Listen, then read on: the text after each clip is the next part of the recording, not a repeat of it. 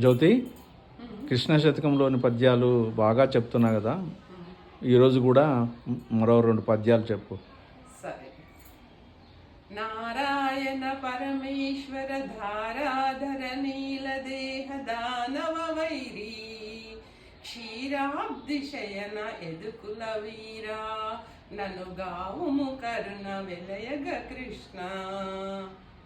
దీని భావం ఏమంటే, శ్రీమన్నారాయణుడు లోకాలన్నిటికీ కూడా అధిపతివి, నల్లని మేఘముల వంటి మేనిఛాయను కలిగినటువంటి వాడవు, ఇంకా దానవ వేరి అంటే రాక్షసులను సంహరించినటువంటి వాడవు, పాల సముద్రంలో పవలించేటువంటి వాడవు అయిన ఎదుకులకు వీరుడు అయినటువంటి ఓ కృష్ణ, నన్ను దయతో కాపాడుము అని అర్థము.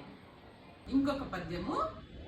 హరి అను 2 అక్షరములు హరించును పాతకముల నంబు జనాభా, హరి నీ నామ మహత్యము హరిహరి పొగడంగ వశమే హరి శ్రీకృష్ణ. దీని భావం ఏమంటే, అంబు జనాభా ఒడ్డు యందు పద్మం కలిగినటువంటి ఓ విష్ణుమూర్తి శ్రీకృష్ణ, హరి అనేటువంటి 2 అక్షరములతో కూడిన హరి అనేటువంటి పదము అన్ని పాపములను కడిగివేయును. అలాగే నీ యొక్క నామ మహత్యమును పొగడంగా ఎవ్వరి వశము కాదు. దీని భావము. ఇలాంటి చిన్న చిన్న పద్యాలను చిన్నపిల్లలకి చక్కగా మనము నేర్పించవచ్చు. అలాగే తెలుగు భాష పైన మక్కువను కూడా పెంచవచ్చు.